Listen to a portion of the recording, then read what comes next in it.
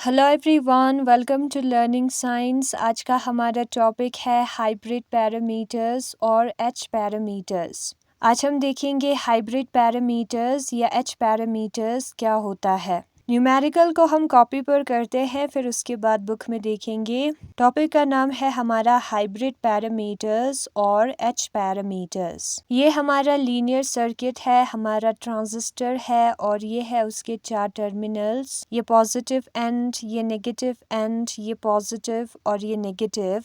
और करंट जो है वो ट्रांजिस्टर की तरफ जा रहा है तो पॉजिटिव होगा I1 और I2। और इस बॉक्स को हम ब्लैक बॉक्स कहते हैं। ये फिगर हमने पहले भी बनाया था, इसका यूज होगा एच पैरामीटर्स में। इसमें जो वोल्टेजेस और करंट है उसको हम यूज करेंगे एच पैरामीटर्स में। अब ये जो एच पैरामीटर्स है उसमें I1 और V2 इंडिपेंडेंट वेरिएबल्स होगा और V1 और I2 डिपेंडेंट वेरिएबल्स होगा।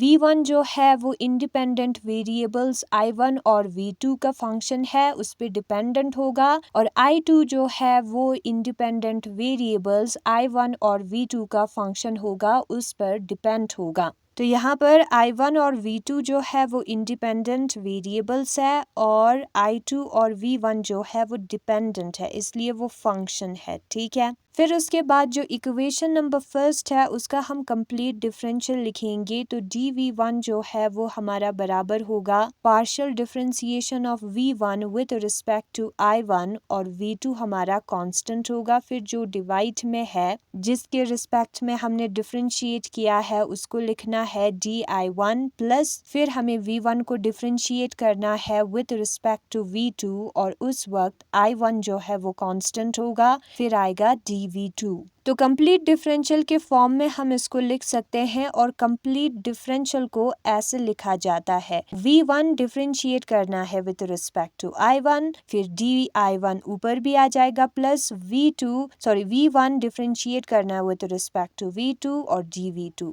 और उसी तरीके से I2 को हम डिफरेंशिएट करेंगे। कंप्लीट डिफरेंशियल ऑफ I2 जो है वो partial differential of I2 with respect to I1 dI1 plus partial differential of I2 with respect to V2 dV2 के बराबर होगा। और जब हम पार्शियल डिफरेंशिएट कर रहे हैं with respect to a function, तो दूसरा फंक्शन जो है वो कांस्टेंट होगा। जैसे कि यहाँ पर I1 के साथ पार्शियली डिफरेंशिएट कर रहे हैं तब V2 कांस्टेंट होगा। जो पहले पेज पर मैंने कंप्लीट डिफरेंशियल निकाला था उसको मैं दोबारा लिख देती हूँ, क्योंकि उसको हमें यूज़ करना है नेक्स्ट वाले पार्ट में। dV1 जो है वो हमारा बराबर होगा partial differentiation of V1 with respect to I1, V2 constant है dI1 plus partial differentiation with respect to V2 dV2 के। और उसी तरीके से dI2 जो है वो हमारा बराबर होगा partial differential of I2 with respect to I1 dI1 plus partial differential of V2 with respect to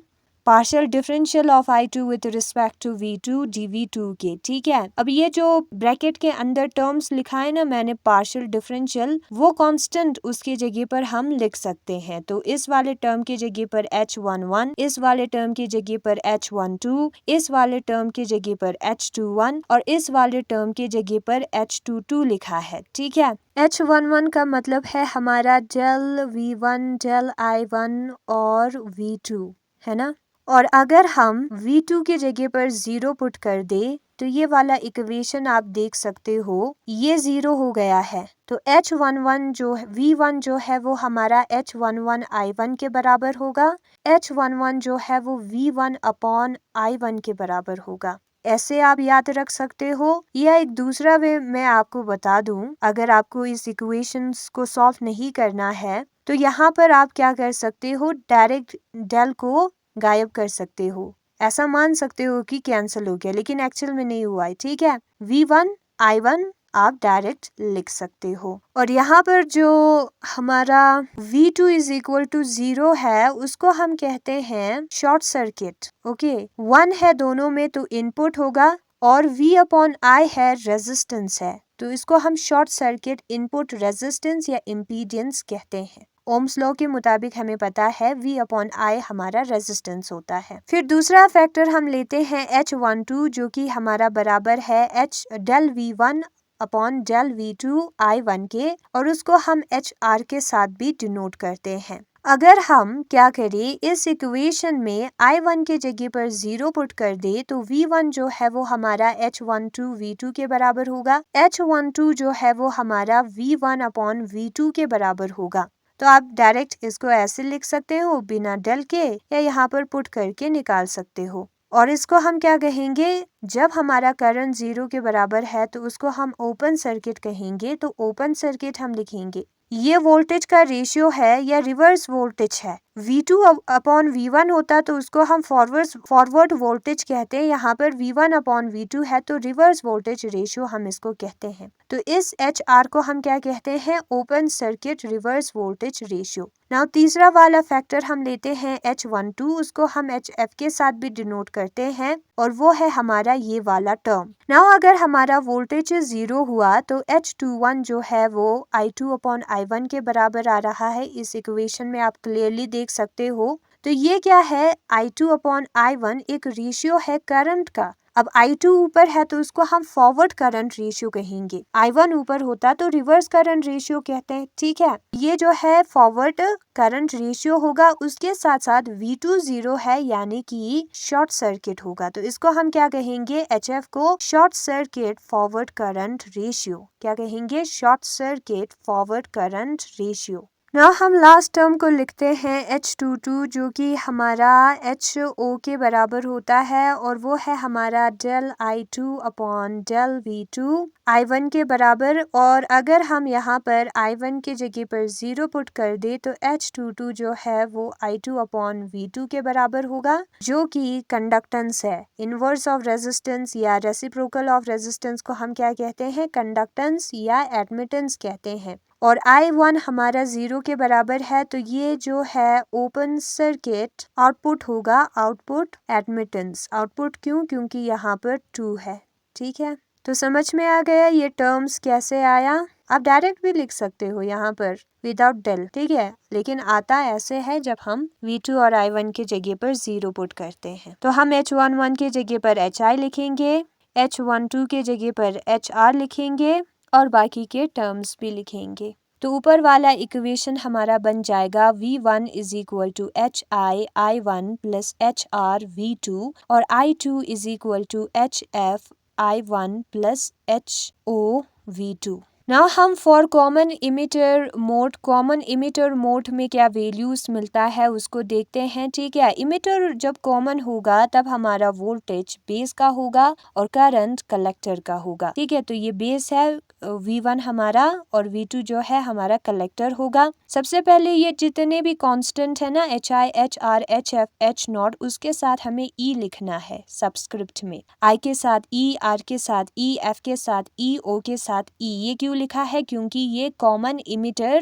बता रहा है। ठीक है, फिर उसके बाद यहाँ पर करंट है I1। एक करंट है हमारा कलेक्टर का, इमिटर का करंट हमें मानना नहीं है, तो दूसरा करंट क्या होगा, बेस का करंट होगा। एक वोल्टेज है हमारे बेस का, इमिटर का वोल्टेज हमें मानना है नहीं, तो दूसरा वोल्टेज कौन सा होगा, कलेक्टर का होगा। ठीक है, तो वही सेम नीचे लिखना है, क्योंकि ऊपर I1 के नीचे I1, V2 के नीचे V2 है, तो यहाँ पर भी IB के नीचे IB और VC के नीचे VC होगा। तो ये है हमारा दो इक्वेशंस कॉमन इमिटर मोड का, H पैरामीटर्स। फिर उसके बाद कॉमन बेस मोड में क्या होगा, बेस को हमें नहीं लेना है। कॉमन बेस मोड में तो रहेगा इमिटर और कलेक्टर। वोल्टेज हमारे इमिटर का होगा और करंट हमारे कलेक्टर का होगा। एक इमिटर, एक बेस, एक कलेक्टर होता है। आपको ये याद रखना है, जब एक प्रेजेंट नहीं होगा तो बाकी के दो प्रेजेंट होंगे। जैसे कि पहले में इमिटर प्रेजेंट नहीं था तो वोल्टेज बेस का है, करंट कलेक्टर का है। यहाँ पर बेस प्रेजेंट नहीं है तो वोल्टेज इमिटर का है, करंट कलेक्टर का है। तीसरे में कलेक्टर प्रेजेंट नहीं होगा तो वोल्टेज बेस का होगा, ये याद रखना है, और करंट इमिटर का होगा। चलो अभी हम बेस वाले मोड को करते हैं। वोल्टेज VE होगा, और यहाँ पर हम क्या करेंगे, सबसे पहले जो H पैरामीटर्स है उसमें सबस्क्रिप्ट में B ऐड करेंगे। HI B, HRB, HFB, HOB। ठीक है, कॉमन बेस बोल रहा है। फिर यहाँ पर एक करंट है और वोल्टेज है, उसको हम लिखेंगे। अब इमिटर कलेक्टर का करंट नीचे है, ठीक है, तो यहाँ पर ऊपर क्या होगा, यहाँ पर ऊपर जो है इमिटर का करंट होगा।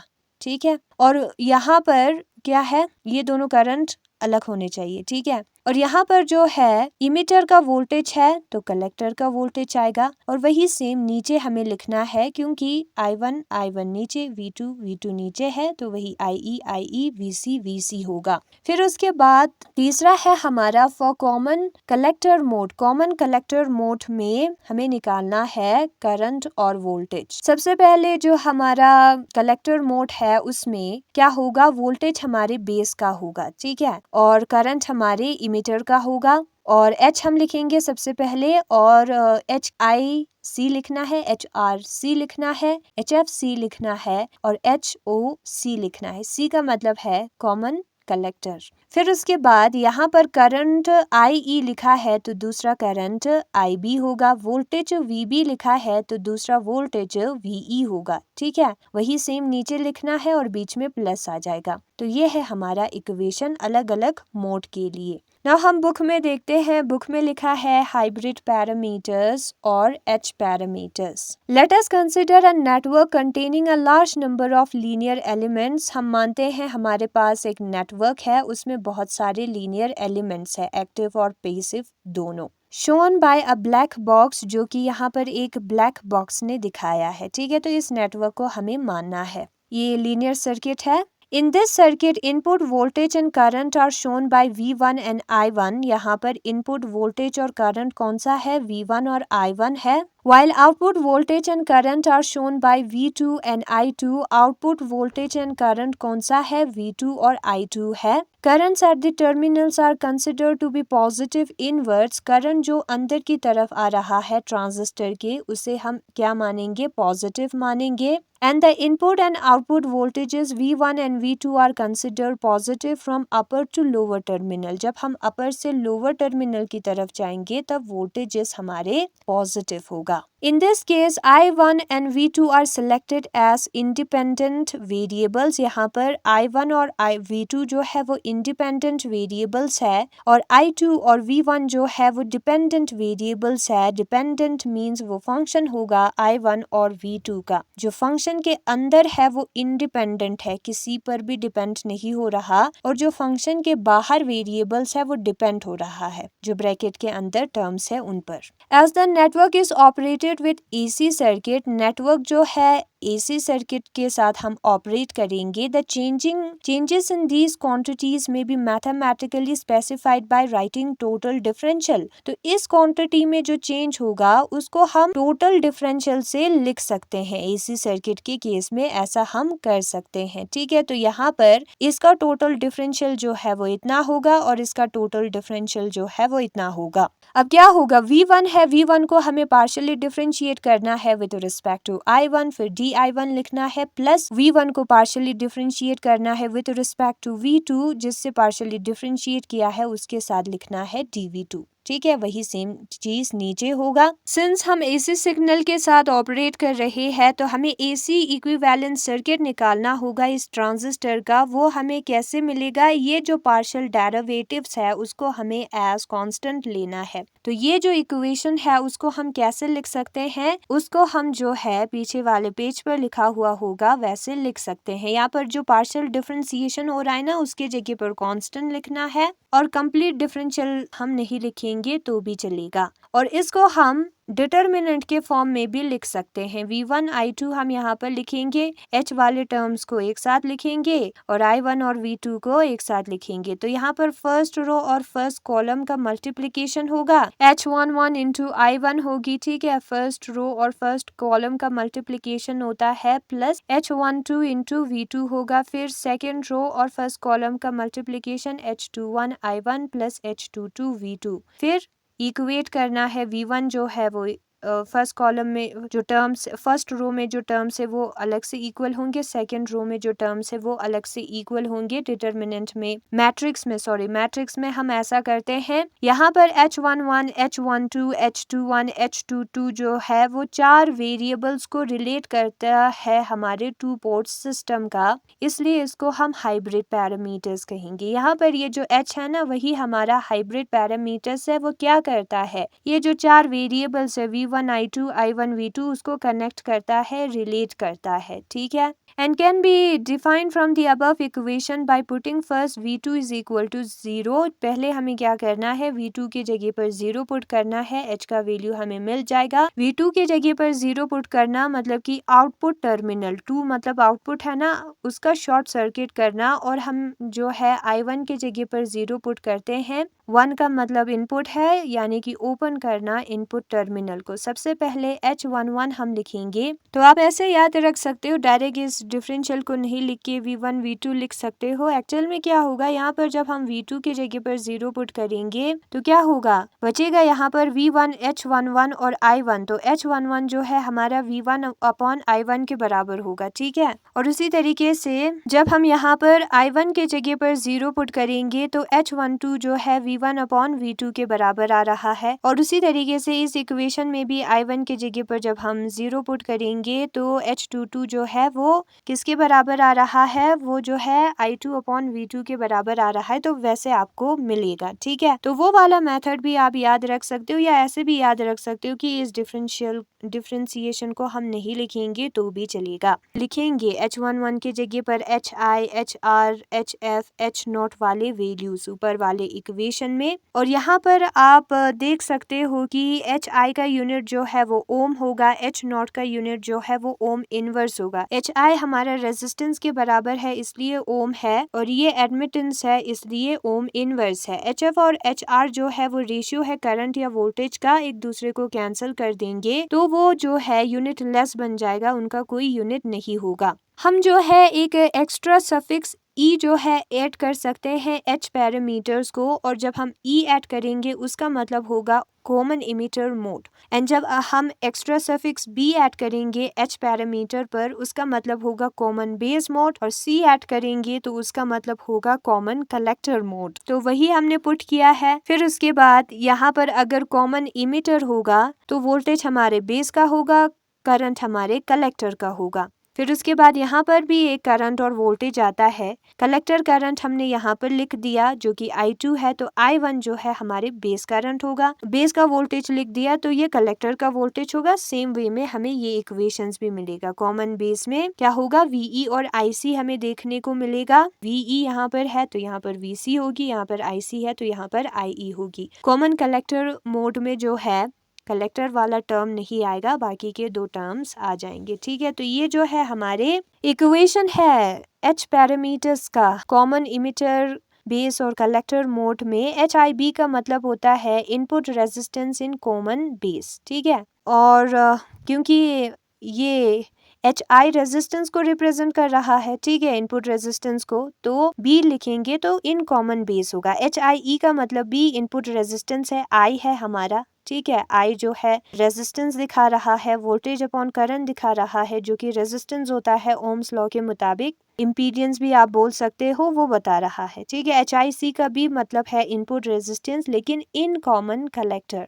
HF का मतलब है फॉरवर्ड करंट ट्रांसफर रेशियो या करंट रेशियो भी आप बोल सकते हो। B का मतलब होगा इन कॉमन बेस, और ये एक प्योर नंबर होगा क्योंकि करंट के जो यूनिट्स है वो एक दूसरे को कैंसिल कर देंगे, एक ऊपर दूसरा नीचे प्रेजेंट है। HFE का मतलब है forward current transfer ratio in common emitter, वो एक प्योर नंबर होगा। और HFC का मतलब है forward current transfer ratio in common collector, वो भी एक प्योर नंबर होगा। अब यहाँ पर HOB का मतलब होता है output conductance in common base, base, common base में आउटपुट कंडक्टेंस बता रहा है। रेजिस्टेंस के उल्टा को हम एडमिटेंस भी बोलते हैं या कंडक्टेंस भी बोलते हैं, ठीक है। तो ये आउटपुट कंडक्टेंस बता रहा है, बी एक्स्ट्रा है यानी कि इन कॉमन बेस। और उसी तरीके से एच आर का मतलब होता है reverse voltage ratio, B add किया है यानी कि इन कॉमन बेस, और ये भी एक डायमेंशनल लेस नंबर है। तो आपको समझ में आ गया होगा ये रेशियोज। बाकी आप इस वाले बुक में से भी कर सकते हो, सेम ही है।